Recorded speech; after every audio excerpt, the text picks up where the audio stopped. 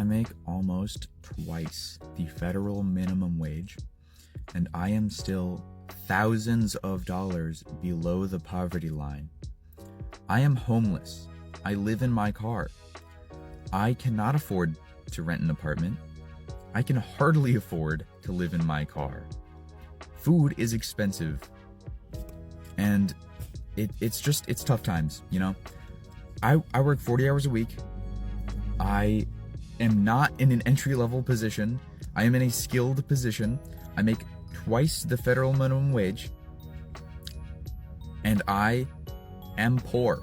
Y'all, the economy is getting so bad that more and more people are finding themselves living in their cars. And before you say, that could never be me, trust me, a lot of people thought the same thing. Until rent doubled overnight, jobs started laying off, and grocery prices made them choose between food and gas. And before they know it, their car goes from being just transportation to their only home. And let's talk about landlords, because some of them are out here charging luxury prices for basic apartments. $2,000 a month for a studio that barely fits a bed? Meanwhile, sleeping in your car is free. And that's why so many people are making that choice.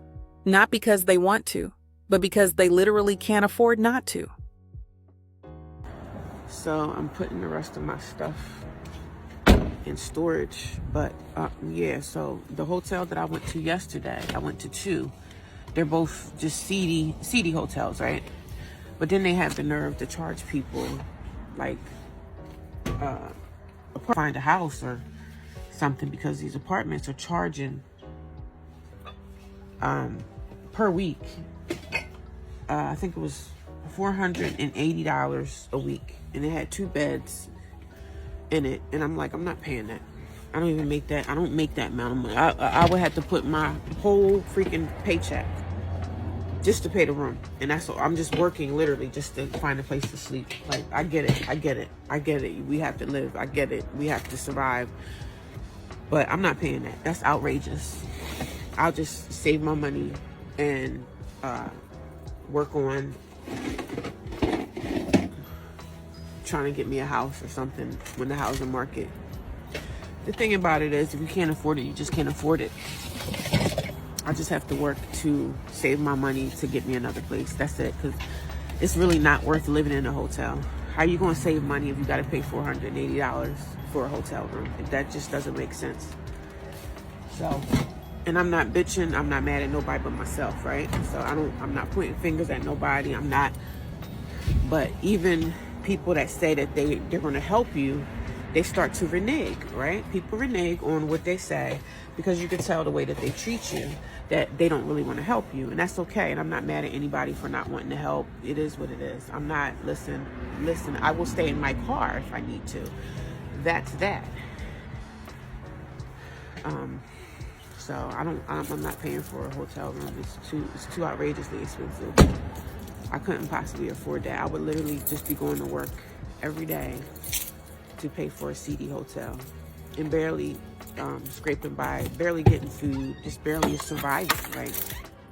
You know, I still have upkeep on my car and things that I have to pay for, so it's hard. It is what it is. This is the reality of life. Reality of life. Hey y'all, I am 38 years old and I live in my car.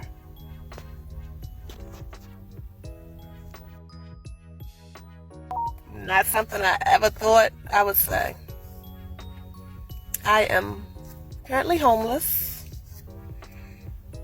and I am about 600-700 miles maybe away from my family. I'm not 100% sure, but I'm 8 hours away from my family in a state by myself that I've never been to, living in my car. Yes, it was a choice that I made. I decided on Saturday that my life was just too much. I couldn't take it anymore. And I went home and I packed up everything that I could, and I got my car and I drove. I thought I was going to Texas until I drove and realized Texas is a lot of gas and a lot of money.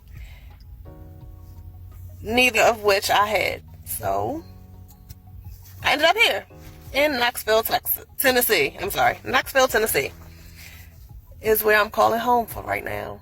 I've been here since Sunday afternoon. No, I did not have this planned out by a long shot. But in my mind, I'm going to drive to Tennessee. I'm going to get me a job somewhere. I'm going to sleep in my car for a few days. But I'm going to get me a job. I'm going to make me some money enough to afford a hotel. I'm going to stay in a hotel for a little while until I save up enough. And with them wonderful income taxes, I'll be able to get an apartment or something soon. Not to say I'm impatient, but I've been here since Sunday. It's now Friday. I did have an interview this morning that was canceled because just 2 hours before my interview, I was told that they found an applicant that better suited their needs and they were going in a different direction. I think I cried. I cried. I cried. Because that was the last little bit of hope I had for right now. I've been putting in applications every day since I've been here. I've been applying for everything. I've applied for McDonald's, gas stations. Anything that's hiring, I have applied for. I am down to maybe $80. Let's see how far that gets us. Now, let's talk about survival. If you had to live in your car tonight, how would you do it? Where would you park? How would you shower? These are real problems people have to figure out every single day. Some people get gym memberships just to have a place to shower. Others park at Walmart, Planet Fitness, or hospital parking lots because they're safer and less likely to get towed. And when it comes to sleeping, people are out here turning their back seats into mini bedrooms with blankets, storage bins, and blackout curtains. But let's be real, this isn't just about being creative. It's about survival. Because once you're living in your car, everything becomes 10 times harder. Landlords don't want to rent to you. Jobs start asking for addresses, and getting back on your feet feels impossible. I honestly get tired of people who don't know my situation basically point fingers and judge, like they think that I'm not trying to improve what I've been going through. Now, since the middle of February, I've applied at over 30 jobs.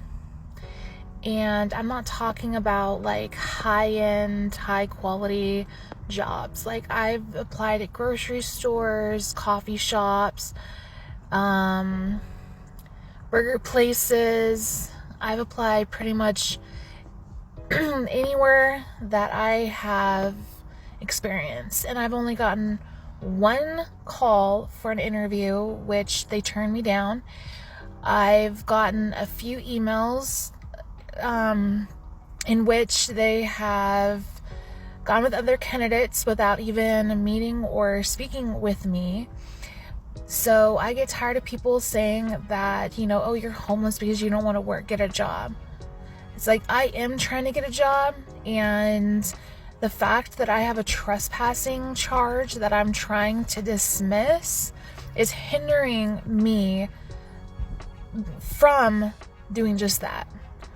And my last job interview, one of the questions was if I had pleaded guilty to a misdemeanor. And instead of saying no and lying about it and then finding out about it, I said yes. And I strictly told them that I got evicted. I went back to get my stuff, and I got the cops called, and I'm in the middle of getting the trespassing charge removed. So I get tired of, people, judging others who are in the same boat as me without knowing their story. And I am looking for work. I am on dozens of apartment complexes. We've went to organizations who help vets, get into housing, but that's, months wait. So, we're trying everything that we can.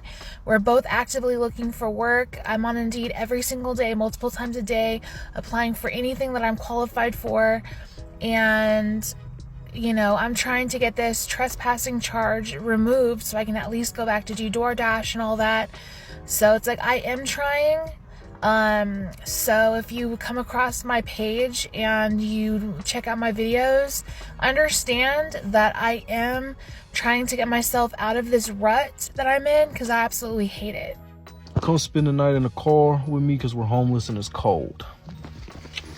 So look, first and foremost, bro, let your car run. Let it run, let it get warm. Blast that goddamn AC. And while you do that, charge up your devices, your phone, your portable charger, your headphones, anything you might need. And then boom, weather, like what to wear. I mean, shit, wear whatever the fuck you want to wear. I wear a ski mask, one, to keep my face warm, hide myself obviously, but two, black my face out completely. Then two, I got my black sweats on because it's cold again. And then I have my blanket, and then in this case I got a puffer coat, but sometimes it'll be like some hoodies or some jackets or some random clothing that I'll put on top of the blanket to make the back seat look dirty, as well as add another layer of warmth, cover, or whatever. Reason I say to make it look dirty is sometimes people, you know what I'm saying, people are nosy. Sometimes they walk by, they look in, whether intentionally or not. And then get some heat packs, some hand warmers, whatever you call them. Put one on your chest, one on your back, and then one in between your legs where your balls is, or your thighs, or whatever you want to call it. That's gonna warm it up. And if it's really cold or you really feeling extra, put them in your socks on the soles of your feet. It's gonna warm you up. Out of that, I'm parked at the gym. Boom, 24/7 shower, restroom, voices get too loud or whatever, I can go work out. You know what I'm saying, bro? It's convenient. My main goal is to not leave my car, but obviously that's just in case. I got all those other options. And then other than that, bro, just watch some NCIS or some, you know what I'm saying, Paramount, Netflix, whatever, you feel me, until I go to goddamn bed. That's how you do it, bro. It's just, you know what I'm saying, call it another night. Now, let's talk about the mental side of this, because the stress is unreal. Imagine waking up every day thinking, where am I going to park tonight? Or am I going to get robbed while I sleep? And it's not just the fear, it's the exhaustion. No real rest, no personal space, no sense of stability.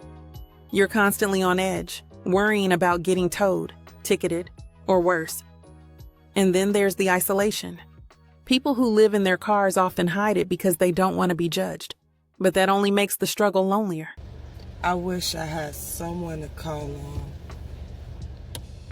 You guys really don't understand what it's like to not have no one when it rains and pours. Today, I'm sleeping in CVS parking lot. I'm sleeping at CVS tonight. Every day, I have to find somewhere else to go. My windows is getting knocked on every day.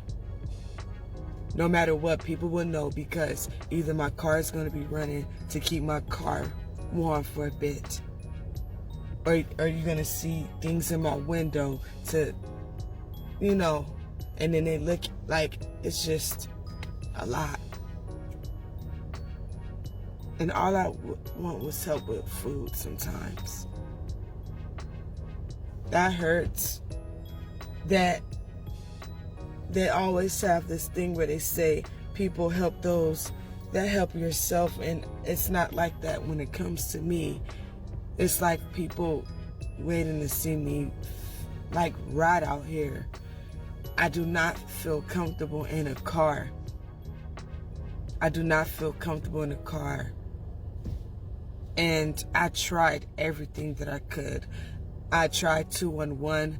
I tried job centers. I do everything that I could. All I want to do is get out of homelessness so I can have a normal life one day. So I can work and have a bed to lay on. So I can date one day. So I can have a relationship. So I can build my own family.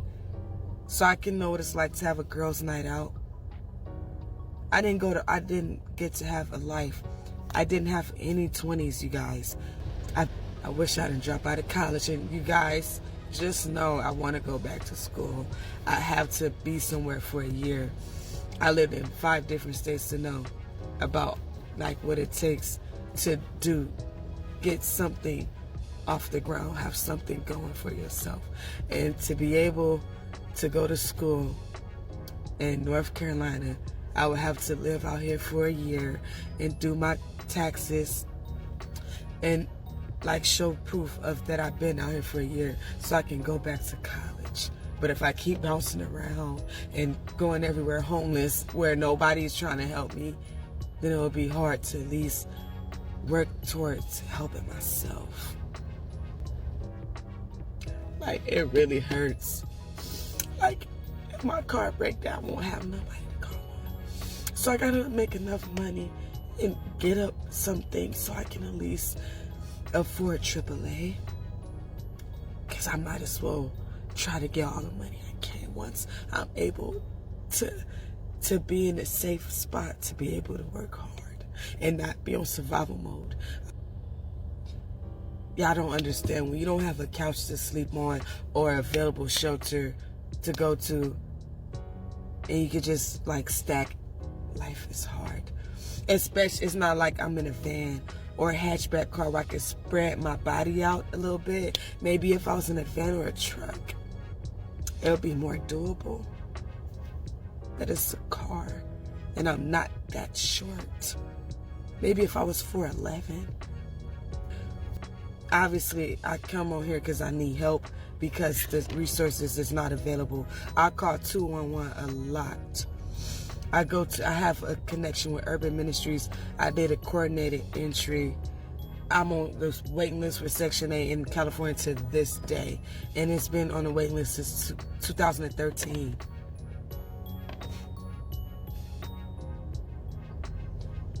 At this point, I wish I had family support. I could just stay in the projects in LA. But I don't have people, like, I'm not safe. I don't know who needs to hear this, but living in your car is cheaper, but it is not cheap. I still have so many expenses. I have to eat out every day because I don't have the means to cook. There is ways to save money, like not eating out, but that's a whole different video. I have a cat who requires a lot of things. I have to pay for storage to hold the things that I still want. I still have a phone bill. Gas is so expensive right now. I have to be on top of the maintenance for my car because it is my house. Oil change, any light that comes on, I have to be on it. I have to do laundry every week. Literally everything costs money. So if you're gonna live in your car thinking, oh, I'm gonna save all of my money, no, you won't. Life is still expensive. It's just you're not paying rent, which is a huge chunk, but it's still not cheap. And silly me for thinking that I would walk away from 2 months of living in my car with most of my wages for those 2 months. And that is in fact false. So after everything we've talked about, one thing is clear. This could happen to anyone. The cost of living is going up. Wages are stuck in 2015. And more people are one paycheck away from losing everything. What do y'all think? If push came to shove, do you think you could survive living in your car? Or do you know someone who's been through this? Drop your thoughts in the comments, because I know this conversation needs to be had.